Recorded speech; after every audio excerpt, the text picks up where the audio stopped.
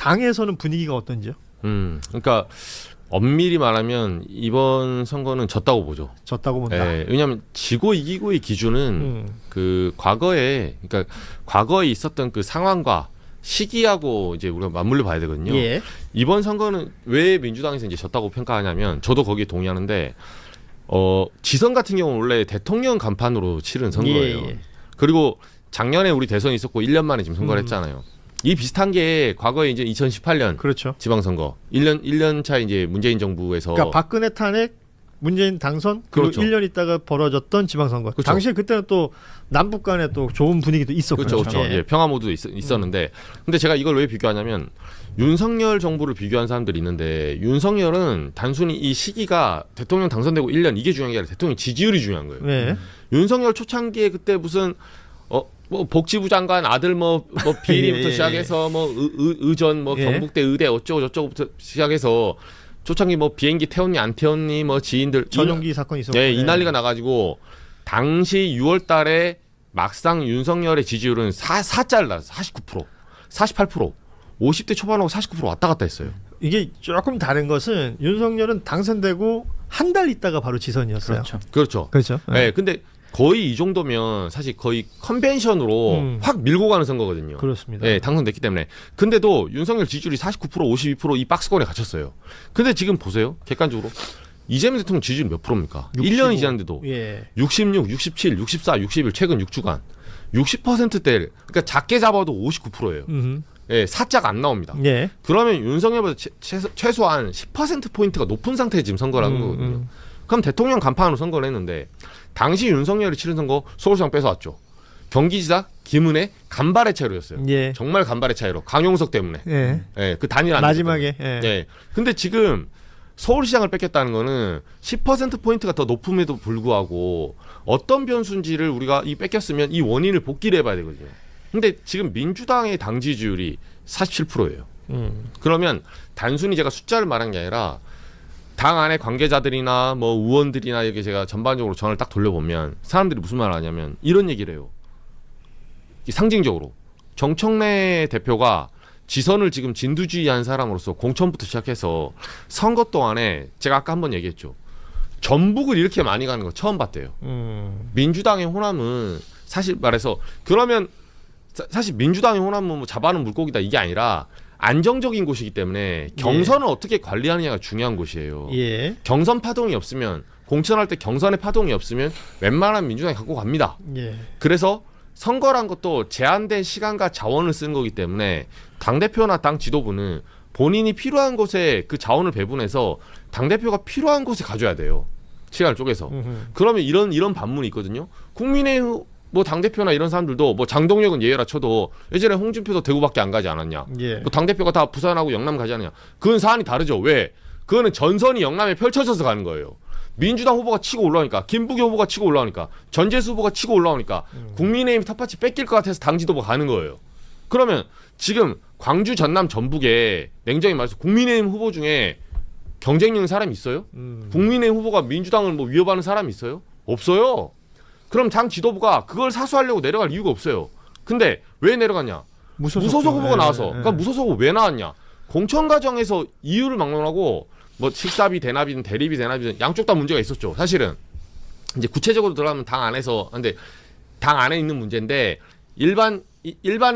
분들은 이 사안을 잘 모르니까 이제 당내 뭐 세세하게 이제 윤리 감찰이나 뭐 당의 당무감사위에서 어떻게 했다 이 부분은 잘 몰라서 이제 오해할 수가 있는데 이 부분은 안호영 위원장이 단식을 하면서까지 요구했던 생각보다 큰 공천 파동이었어요. 예. 이거는 정청래 대표가 제가 잘했든 못했든 간에 당대표는 결과에 대한 책임이고 무한 책임이에요.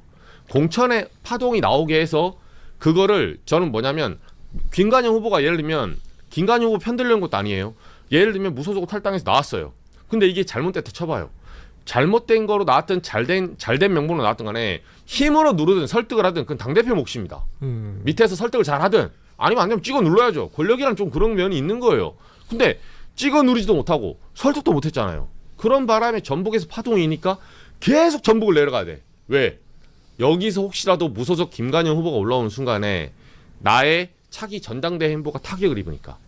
사실상 정청래 대표는 이때 다들 지방선거 운동할 때 전당대회 행보를 했다는 의심을 받을 수밖에 없는 거예요. 그런 바람에 다른 지역은 가지도 못했잖아요 지금. 그 여력을 쓰지 못한 거예요. 그래서 당내에서 벌써 그 얘기가 나오고 있어요. 정청래 당대표 본인 자리 지키고 본인 타격 안 받으려고 사실상 공천도 본인이 원인 제공하고 본인이 지금 이렇게 뚜껑 열리게 해놨잖아요.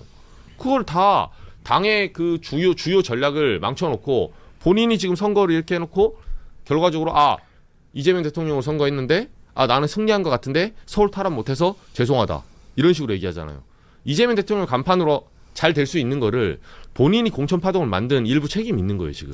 그럼 당내에 정청래 대표를 비토하는 그 세력이라고 할 만한 의원들의 움직임들은 있어요. 그 세력이라는 건 지금 앞서 저희가 잠시 얘기했지만 이제 인천 연수갑에 당선된 송영길 당선인은 네. 당선 소감에서 그 얘기를 했고요. 했죠. 그 외에 지금 현역 의원들 중에 그런 움직임은 어떻게 봅니까? 이거 전당대회 나와봤는데 움직임이 곧 있을 걸로 보여요. 네, 이거 왜냐하면 이번 한 건이 아니라 예. 지난번에 뭐 보안 사건 문제나 현재까지 대통령과 그 전에 보안 사건 문제부터 시작해서 뭐 장관 임명 문제 예. 그리고 코스피 5천 때 뭐 합당 발표하고 여러 가지 지금까지 사안을 몇 개 모아 보면 당내에서 그리고 마지막 그때 전준철 특검 그 예. 문제까지도 그때는 그 청와대가 대놓고 불쾌감을 표시했거든요. 예. 예, 2차 종합특검 얘기할 때. 그러니까 그 사안이 모였기 때문에 지선만 끝나봐라. 이 얘기가 있었어요, 계속. 그러니까 정청래 대표로 상징되고 정청래 지도부라고 얘기하는 그 인원들이 있지 네. 않습니까? 그러니까 그 인원들 중에 이제 몇몇 의원들이 아까 말씀하신 뭐 특검일 때라든지 합당 얘기 나올 때 뭐 장관 임명 같은 거 있을 때마다 이게 목소리를 얹었던 사람들이 있잖아요. 그렇죠. 그들은 그냥 한 팀으로 보는 건가요? 한 팀으로 보는 거죠, 지금. 그러면 그 한 팀이 있고 그럼 그 팀을 비토하는 또 다른 팀들은 몇 팀이나 되나요? 사실상 1대1 구도예요, 거의. 1대1이다. 네. 왜냐하면 정청래 대표를 결국은 정청래 대표는 딱 그 친문의 적통이 아닌데 지금 결과적으로 당에서는 친문의 힘을 얻어서 정청래 대표는 자기 필요한 사람을 정치가 원래 그런 거고 왔다 갔다 해서 규합을 하려거든요. 예. 근데 이제 과거 친문 중심의 그 세력으로 선거를 치르려고 하는 거예요. 정청래 대표는 그렇고 네. 그러면 반대는 친청이 되나요?